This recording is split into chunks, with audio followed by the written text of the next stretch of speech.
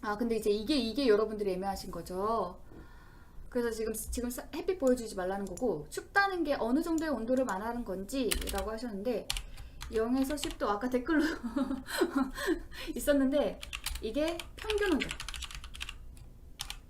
그래서 낮에는 뭐 15도, 20도 막 이렇게 올라갈 수도 있어요. 햇빛 보면. 근데 이제 밤에는 뚝뚝뚝뚝 떨어지니까 이렇게 해서 한 0에서 10도 정도만 되게끔 하면 얘네들이 잎성장은 멈추고 있고 뿌리만 잘 낼 거예요.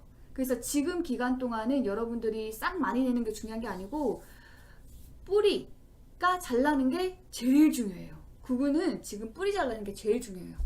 그래서 0에서 10도 정도로 관리를 해주셔야 돼요.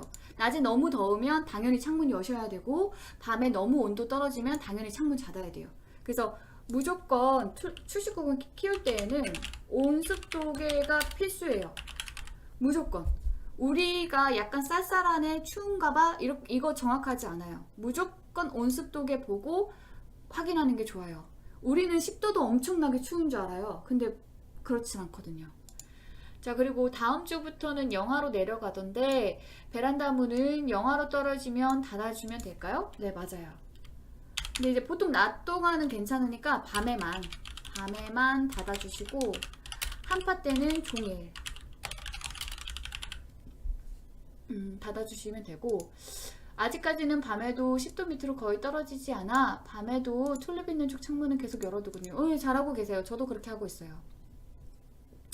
유능 튤립은 홈페이지 보니까 베란다와 같은 서늘한 곳에서 돌봐주는 것이 좋고, 개화가 시작될 무렵에는 찬 기운을 받지 않도록 어떡해.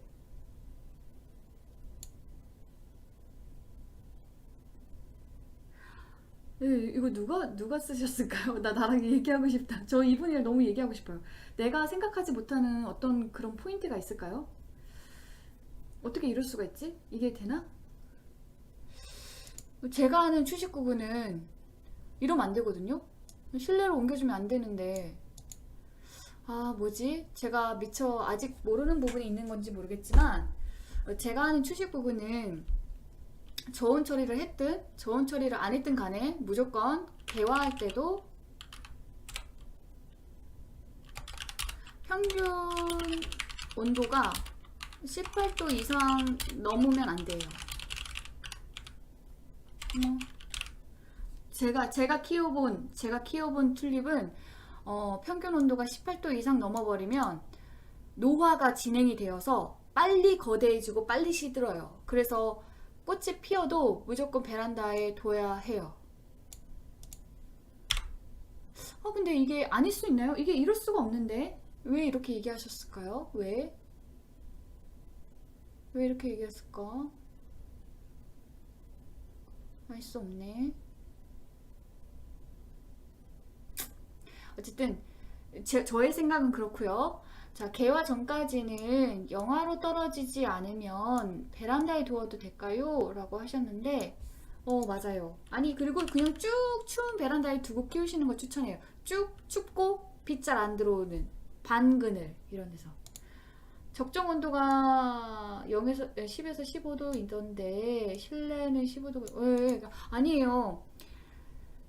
국은 캘 때까지 절대로 실내로 들어오면 안 돼요. 차라리 여러분들이 이제 절하로 즐기려고 잘라서 갖고 오는 경우는 몰라도 실내에 들어오면 흙온도가 20도가 넘으면 휴먼기 들어간단 말이에요. 구근이 안 돼요, 안 돼요, 안 돼요. 왜 이렇게 얘기했을까? 어디 판매처가 이렇게 얘기를 했을까? 알고 싶다.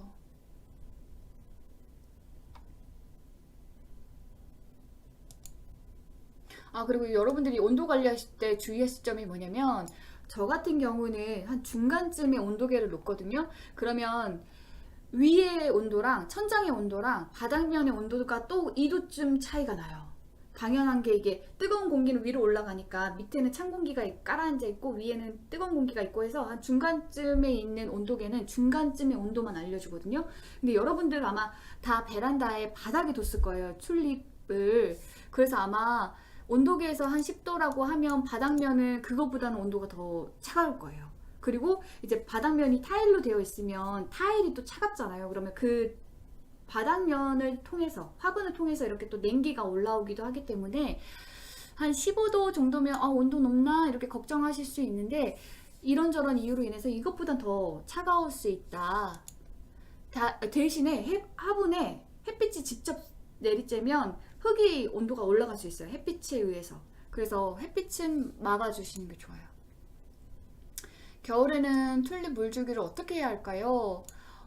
날씨가 추워지면서 혹시 얼까봐 걱정이 되네요.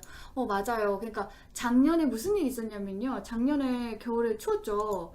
그래가지고 이거를 이제 춥게 키워야 된다 이래가지고 정말 추운 데다가 두셔가지고 막 영하 이하로 떨어졌던 거예요. 근데 이게 얼어버려가지고, 뿌리가 얼어가지고, 흙이 얼면서 뿌리까지 얼어가지고 냉해로 인해서 꽃을 못 피우신 분도 있었어요. 근데 이게 우리가 잎에 생긴 냉해는 빨리 발견하는데, 이게 뿌리에 생긴 냉해는 빨리 발견을 못하는 게 뭐냐면, 여러분들이 늦게 발견해가지고 이게 벌레를 죽었나 보다 착각할 수도 있어요. 근데 어떻게 된 거냐면, 자, 얘가 만약에 이제 흙에 심어져 있다고 생각을 해봐요. 근데 이제 흙에 여러분들이 물을 줬어요. 그럼 물 입자들이 이렇게 있겠죠. 있는 상태에서 이 화분이 영하 이하로 뚝 떨어져가지고 이 화분 속에 있던, 흙에 있던 물들이 얼어버리면서 얼음이 되고, 그로 인해서 여기 바로 옆에 있는 이 연약한 뿌리들이 같이 얼어가지고 얘네들이 이제 냉해를 입어요. 그러면 구근은 추워도 돼요. 얘네들은 추위를 견뎌요. 근데 뿌리는 못 견뎌요. 그래서 뿌리가 전부 이제 냉해로 죽어가지고 여기 전부 다 썩었다고 쳐봐요. 그러면 지금 뿌리가 사라졌죠.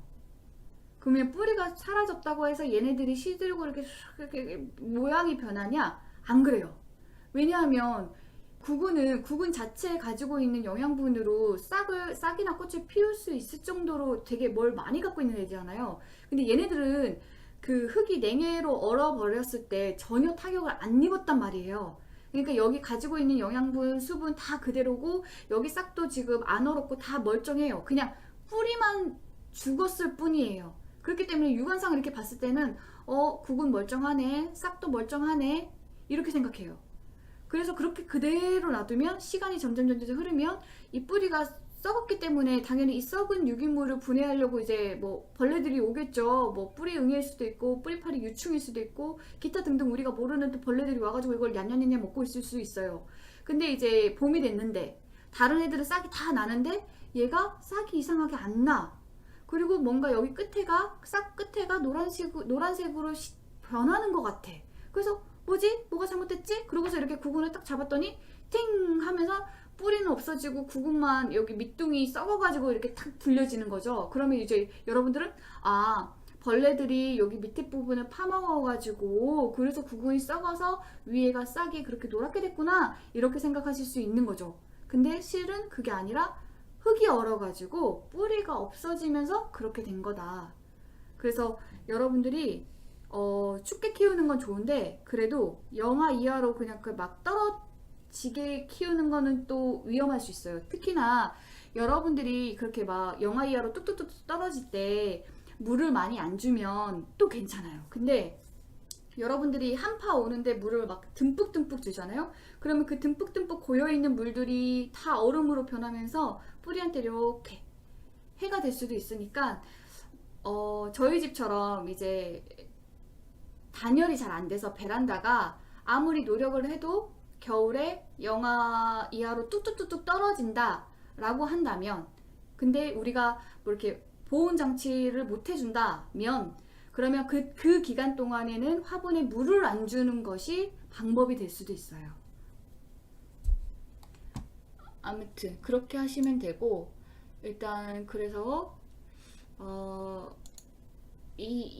오늘 내용을 꼭 보셔야 될 텐데, 제가 이따 링크를 메일로 보내드려야겠어요. 일단 그렇게 해서 키우시면 뿌리만 잘 살리면 내년에 꽃 볼 거예요. 그래서 일단 이번 겨울에는 요 정도까지만 신경을 쓰면 좋을 것 같아요.